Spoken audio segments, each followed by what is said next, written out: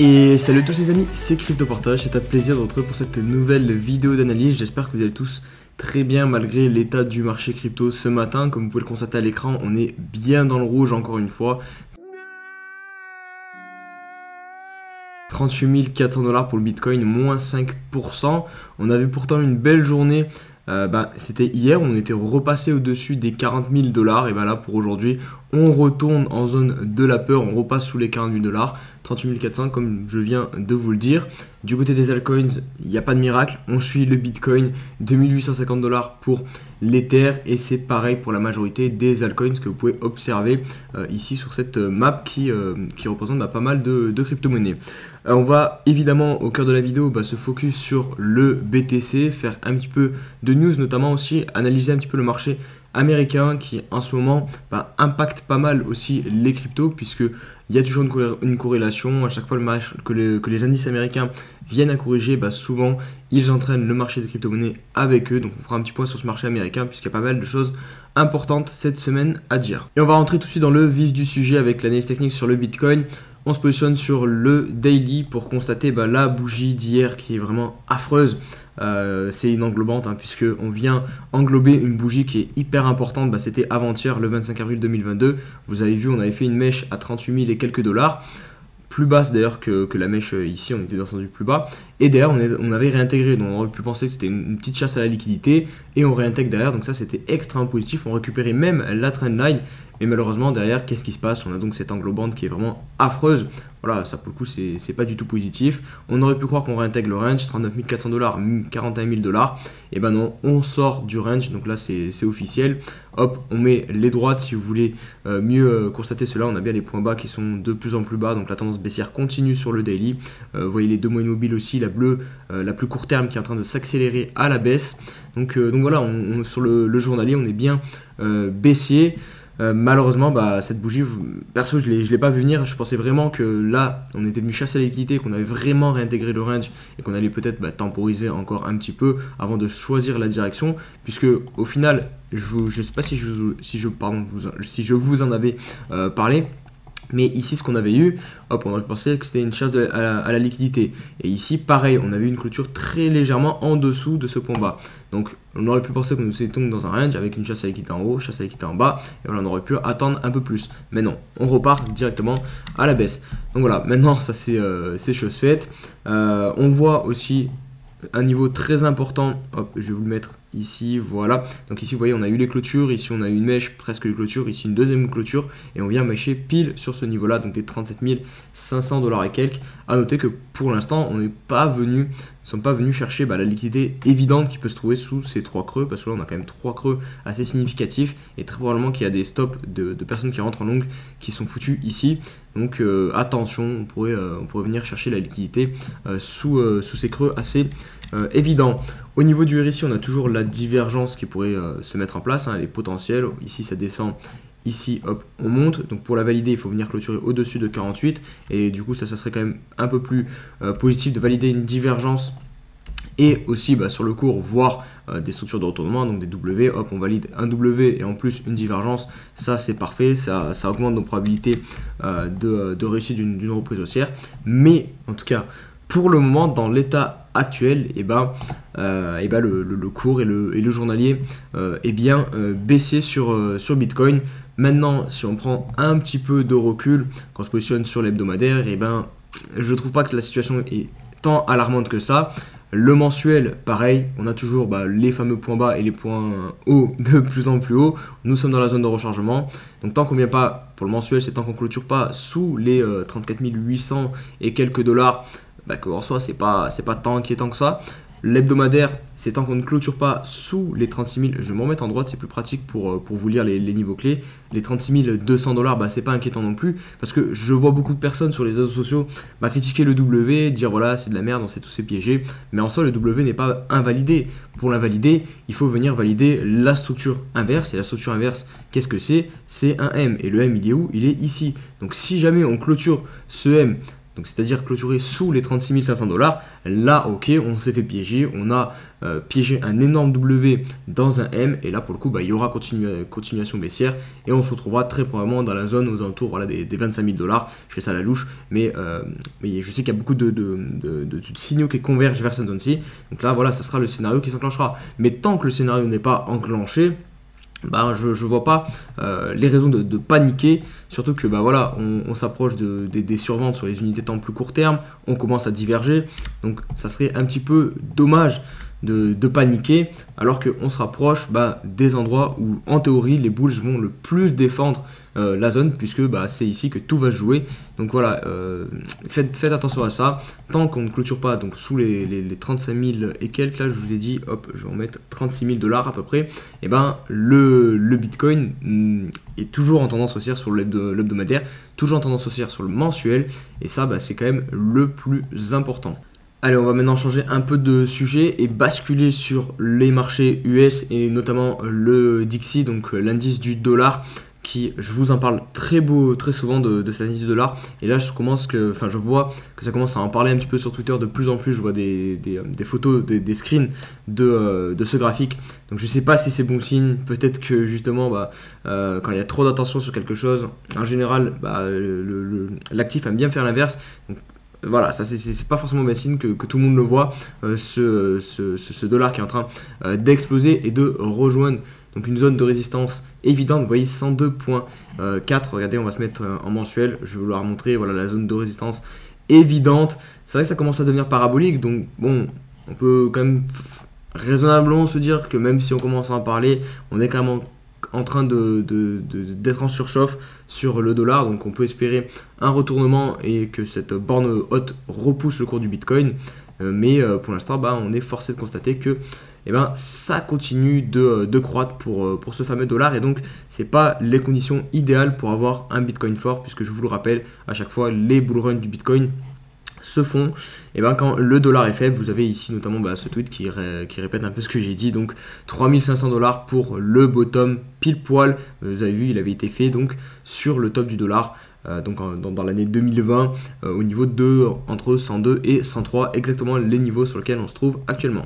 Allez, on va continuer et plonger encore un peu plus sur les marchés US, avec notamment Laetitia Bon et ce tweet qui est assez intéressant, je trouve. Donc en gros, c'est le marché equity, donc le marché actions et le marché bonds. Donc c'est un graphique, donc les actions contre les bonds c'est les obligations. Et vous voyez donc c'est un espèce de canal qui dure depuis 2012 quand même, où on avait les actions qui en général surperforment, sont dans une tendance haussière contre les obligations. Et là on avait eu donc un fake out. Et elle nous dit, un breakout, pardon. Et c'est vrai que ça serait un petit peu dommage de réintégrer ce canal, parce que là, pour le coup, ça voudrait dire qu'on rentrerait sur plusieurs mois de baisse pour les actions, pour venir rechercher potentiellement le bas du canal. Et donc, avoir concrètement ce que ça veut dire, c'est que les actions vont être délaissées. Et les actions, c'est généralement considéré comme des risk-on, et les obligations plutôt des risk-off. Donc, et le Bitcoin est corrélé aux actions. Voilà, pour faire le topo grossièrement.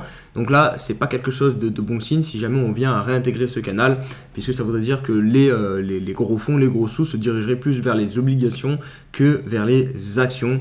Et les actions, on va en parler rapidement, puisque il y a notamment cette semaine, je vous l'avais dit lundi je crois, ou mardi, je sais plus, je vous avais dit donc qu'il y avait pas mal de résultats de grosses entreprises, notamment des GAFAM, et là c'est en train de tomber petit à petit, et on va constater sur les cours ce qui est en train de se passer. Alors je vous remets rapidement le programme donc, des publications des résultats pour le premier trimestre pour les plus grosses entreprises américaines. On a eu Coca-Cola, Activision, on a eu surtout Microsoft et Alphabet, donc Google hier. Et donc aujourd'hui on aura PayPal, Meta, donc la plateforme Facebook, qui s'est renommée Meta. On aura Twitter jeudi, on a Apple, Amazon, donc encore du très très lourd qui arrive. Et pour le moment, les marchés US, donc les indices américains, sont beaucoup plus en train de corriger Je vais vous montrer le SP500. Hop, on va se mettre sur le daily. Vous voyez, hier, on a eu encore une grosse journée de baisse et on est en train de revenir, donc tester les précédents bas ici du mois de février. Donc il va pas falloir que ça lâche, sinon derrière on pourrait, comme vous le constatez, on est tellement monté à la verticale, en même temps c'est compliqué de se trouver des supports sur ce bordel, hein, sur les indices américains. Donc là on a trouvé un support, donc ça serait assez catastrophique si on a le perdre. On pourrait clairement voir, je pense, un appel d'air. Alors à vue d'œil comme ça, j'ai l'impression que cette zone a été un petit peu travaillée, donc peut-être qu'on reviendrait chercher les 3800, 3900 points. Mais c'est vrai que vu comment nous sommes montés, on peut s'attendre à une continuation baissière sur les indices. Là je vous mets le Dow Jones. On n'est pas encore pile poil sur les points bas de février, mais on s'y rapproche. Et enfin le Nasdaq, voilà, le Nasdaq c'est bien ce qui me semblait. On est en train de casser donc les précédents points bas. On est venu chercher pour l'instant les liquidités en dessous. On va voir si oui ou non, je ne sais pas si on a clôturé. Ouais, si on a clôturé pile sur les mêmes niveaux. Donc on verra aujourd'hui s'il y a une réaction cet après-midi ou non, mais c'est vrai que c'est assez dégueulasse ce qu'on est en train de faire sur les actions américaines, sur les indices américains. C'est vrai qu'il y a beaucoup d'actions américaines qui s'étaient faites massacrer déjà à moins 80%. On prend par exemple le cas de Netflix, mais on a les GAFAM et les entreprises en fait qui sont le plus capitalisées et qui au final maintiennent un peu à flot les indices américains qui elles aussi sont en train de pas mal corriger ces derniers jours. Là on a Tesla qui a perdu quasiment plus 10%, on a Apple qui aussi en chute libre et ses résultats ne sont pas encore publiés, donc si jamais il venait à publier des résultats pas très satisfaisants, on peut clairement s'attendre peut-être à un catalyseur de marché, et ce qui pourrait faire plonger notamment le SP500 beaucoup plus bas sur les zones que je vous ai dites tout à l'heure. On a Meta, Meta eux ils ont déjà bien dégringolé, voilà. On a quand même perdu, hop je vais vous montrer rapidement, on a déjà perdu moins 50% depuis le top. Et enfin Amazon, pareil, qui commence à bien corriger. Là je vous mets le mensuel. On peut voir une espèce de fanion, de drapeau qui comme ça en haut de top en général n'est pas très positif. Et hop, on peut venir, on l'a cassé par le bas de toute façon. Donc on voit que clairement vu la montée ici c'est la dernière zone qu'on a travaillé, donc peut-être un retour aussi sur cette zone là pour Amazon. Mais en tout cas voilà, c'est pas très positif ce qu'on voit actuellement sur les actions. Et je voulais vous parler pour conclure la vidéo de ce petit article donc, qui fait aussi lien avec les actions, les indices, tout ce dont on parle actuellement.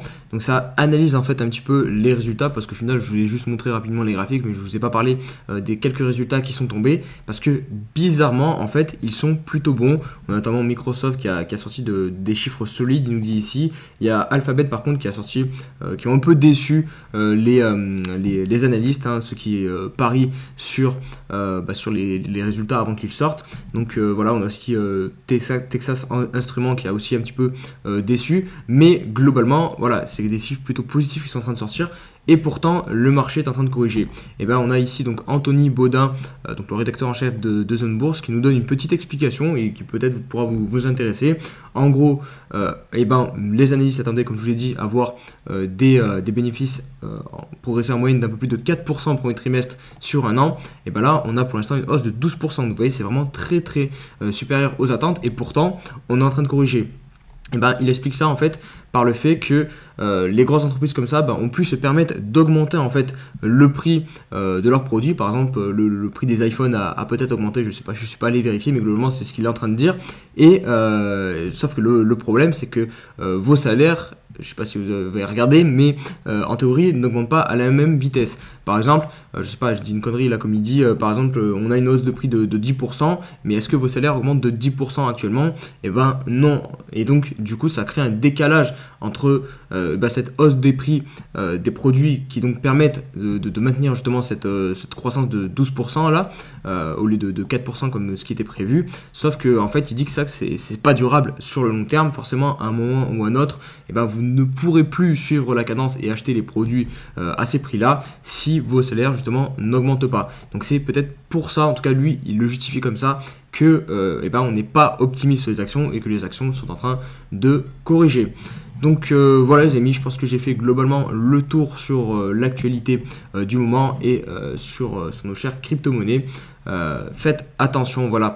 Moi je trouve qu'on est quand même dans une période où justement il y a quand même beaucoup de peur qui est en train de se mettre en place. Je vous ai pas montré le Fear and Greed, je peux vous le montrer rapidement. Hop, on est quand même dans une zone d'extrême peur sur des gros supports hebdomadaires et mensuels si on prend uniquement le Bitcoin.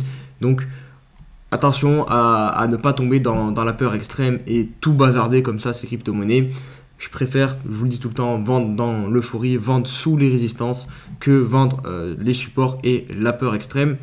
Même si là, voilà, je vous partage des news et c'est vrai que c'est pas forcément les plus positifs, mais le marché en général price toujours quelques mois en avance, il essaie de prédire. Donc si actuellement c'est la merde, ça veut pas dire que ça va être la merde dans 6 mois, 12 mois, et le marché lui peut prédire justement ce qui va se passer dans 6 mois, 12 mois, ou en tout cas essaye, et ça peut être mieux qu'actuellement. Donc voilà, faites attention. Et dernier petit point aussi que j'oublie de vous dire, c'est ma situation au niveau de mon portefeuille personnel. Je suis toujours situé à 20% environ de stablecoin, si ça bouge pas, et de toute façon je vous le dirai si ça bouge. J'attends toujours la fameuse zone des 50 000 $ pour alléger un petit peu mon portefeuille. Et si jamais on vient à casser cette zone-ci, et la prochaine zone où je rachèterai un petit peu de crypto-monnaie, ce sera la zone aux alentours des 25 000, 28 000 $. Voilà, vous savez tout comme ça. On va se dire à très vite. Ah oui, à demain pour la vidéo Road to 10K ou peut-être vendredi, je sais pas, soit demain, soit vendredi. Pour la vidéo Road to 10K, il y a pas mal de choses à dire, à faire un petit point sur cette série. Prenez soin de vous. Allez, ciao ciao.